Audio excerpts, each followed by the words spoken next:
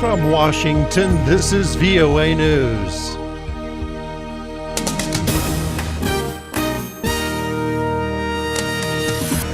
Relief efforts gain momentum in the Philippines. 6 killed in Afghanistan suicide blast. Bill Michaels reporting from Washington. The pace of international relief is gaining momentum in the Philippines, where aid workers have been struggling to reach typhoon victims in hard-hit remote areas.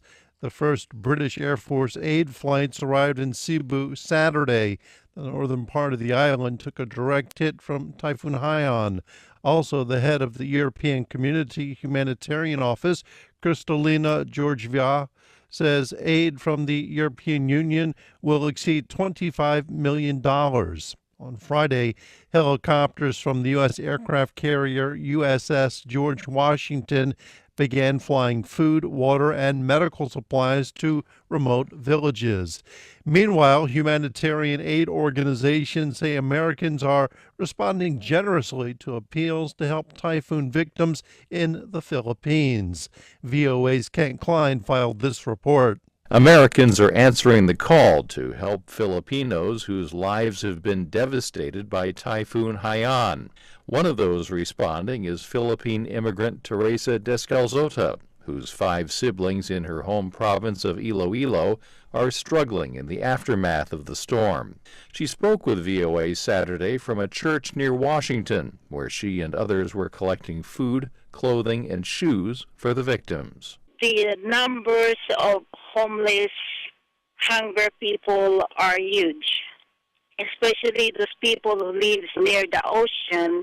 As of Friday, 20 countries had sent aid totaling more than $159 million to the Philippines. Australia topped the list, sending more than $28 million so far. Kent Klein, VOA News, Washington. At least 6 people were killed in a suicide car bombing near a compound in Kabul, where a security pact between Afghanistan and the U.S. is to be debated.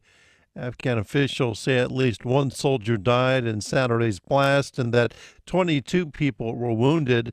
Civilians were among the casualties. There was no immediate claim of responsibility for the attack, which targeted an Afghan army vehicle.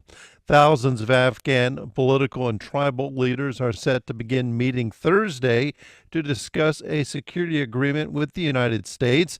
The agreement would let U.S. troops stay in Afghanistan after the final withdrawal of international combat troops at the end of 2014. Libyan Prime Minister Ali Zidane is calling on armed militias to withdraw from Tripoli following violence in the capital Friday that left over 40 people dead and several hundred wounded. Edward Uranian filed this report for VOA from Cairo. Hundreds of mourners chanted Islamic slogans at a funeral Saturday for those killed when militiamen fired on a crowd of peaceful protesters in Libya's capital. A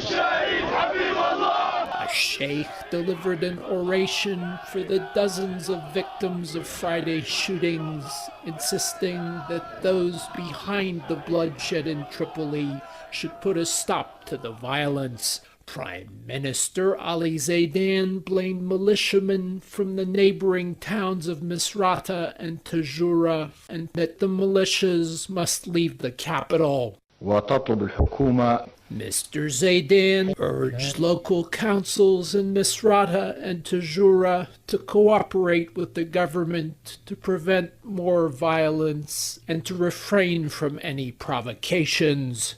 Edward Uranian for VOA News, Cairo. The Nigerian military says troops have killed 29 suspected Boko Haram militants in raids since Thursday. A military spokesman, Lieutenant Colonel Mohammed Dole, says troops killed 20 insurgents during an offensive operation late Friday in Bitta, a town near the Cameroonian border. He says 1 soldier was killed during the operation. In a statement obtained by VOA, Dole said Boko Haram had been using the area as a staging ground to launch attacks on villages and people driving through the region.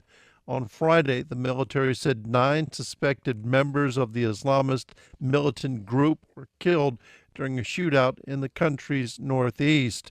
Officials said the fighting took place on Thursday, about 85 kilometers from Maiduguri, a Boko Haram stronghold. There's been no independent confirmation of the incidents. A surprise in the Maldives Saturday as voters elected the brother of the nation's former strongman ruler as president. Maumoon Abdul Gayoom defeated the favored Mohammed Nasheed, getting more than 51% of the vote, with only 4 boxes remaining to be counted. For more on these stories, visit voanews.com. From Washington, Bill Michaels, VOA News.